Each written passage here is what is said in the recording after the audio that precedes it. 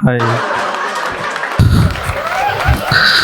मैं नहीं चाहता मेरे जोक से किसी की भावना को ठेस पहुंचे, क्योंकि भावना किसी की सेटिंग हो सकती है।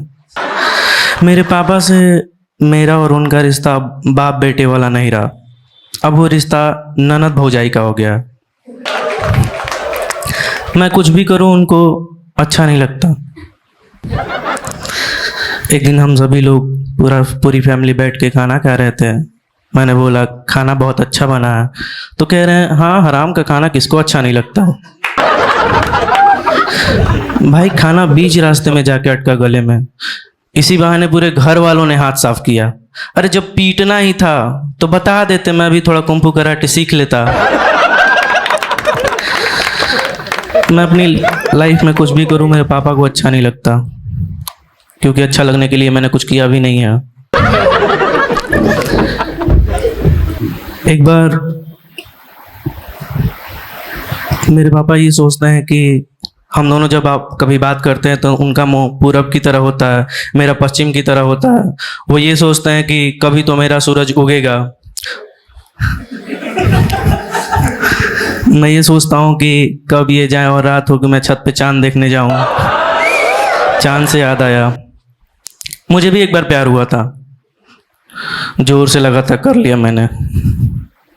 प्यार में मुझे बस एक ही चीज़ अच्छी लगती है, वो है रोमांस। मुझे लगता है मैं रोमांस कहीं भी कर सकता हूँ, अंधेरा हो, लोगों की आंखें बंद हो। जब मेरी गर्लफ्रेंड का कॉल नहीं लगता था, कॉल उसका फ़ोन बंद होता था, तो मैं उसके गलियों में फेरे मारने लगता था।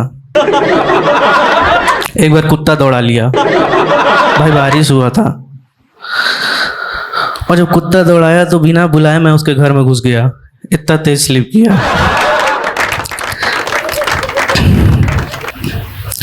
प्यार में मुझे लगता है कि एक रिलेशनशिप में जब एक लड़की लड़का रहते हैं तो लड़कियां अक्सर बॉयफ्रेंड को बिना बताए मेल फ्रेंड से मिलने चली जाती हैं, और फिर मिल के आती हैं और अपने बॉयफ्रेंड से बताती हैं, तो उनको ये लगता है कि अब वो मान जाएगा, तो वो तुम्हारा बाबू बाप बन चुका है। उसके दिमाग में सिर्फ एक ही चीज़ चल रहा है कि मैं इनकी कैसे लूँ बदला। भाई मैं रात 9 बजे के पहले बहुत संस्कारी हूँ, बहुत सीधा हूँ, लेकिन रात 9 बजे के बाद मुझे पता नहीं क्या हो जाता, मैं रैंडम किसी को भी मैसेज कर देता हूँ। हाँ, एक बार मैंने ऐसे ही मैसेज किया, रिप्लाई भी उधर से आ गया, क्योंकि अब भाई तुम्हारा बड़े बड़े लोगों में उठने बैठने लगा है, और बड़े बड़े लोग वही हैं जो कॉमेडी के चक्कर में जेल जा चुके हैं। तो उधर से भी रिप्लाई आ गया। इस बार भगवान मेरे लिए गरम लोहा करके रखे थे, इस बार तो तुम्हें शौक सिखाएंगे। मैंने मैसेज किया, रिप्लाई भी आ गया उधर से। रिप्लाई आने के बाद हेलो हाय हुआ। हेलो हाय के बाद मैं लोकेशन मांग लेता हूँ, क्या पता कल रात 9 बजे कोई आए और कह दे कल से इंस्टाग्राम बंद, मैं परसों से क्या करूँगा।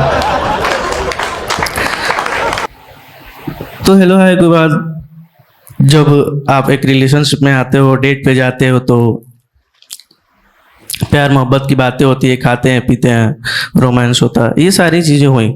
होने के बाद जैसे हम रेस्टोरेंट से बाहर निकल रहे थे और वो गाड़ी पे बैठी, तो कह रही है विशाल एक एक सुट्टा हो जाए क्या।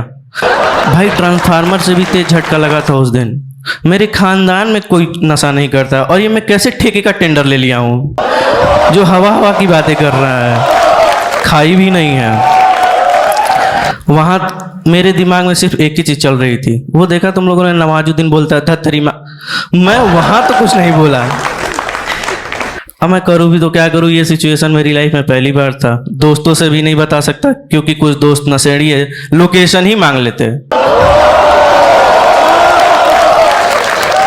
तो जब आप एक रिलेशनशिप में होते हो तो रात में अक्सर अच्छी बातें होती हैं, प्यार की बातें होती हैं। मेरा वो नहीं था, मेरा ये था कि रोज रात में मेरा चालू हो जाता था रोना, नशा कब छोड़ोगी, हेल्थ खराब हो जाएगा, प्रेगनेंसी में प्रॉब्लम होगा, वो उधर से हाँ यार छोड़ देंगे, कम कर दिए, कम क्या कर दिया है, कम ज्यादा क्या होता है, कुत्ता कुत्ता होता है।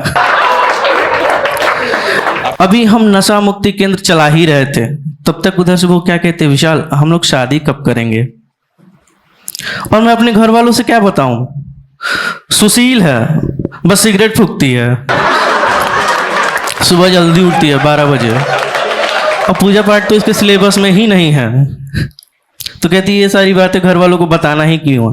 चलो मैं एक बार के लिए ये मान भी लूं कि नहीं बताना है, लेकिन तुम्हें पता भी है मेरी 4 बहनें हैं, तुम्हारी पुर्जा खोल के रख देंगी। और बड़ी वाली तो डायन है, डायन, वो तुमको जिंदा निकल जाएगी।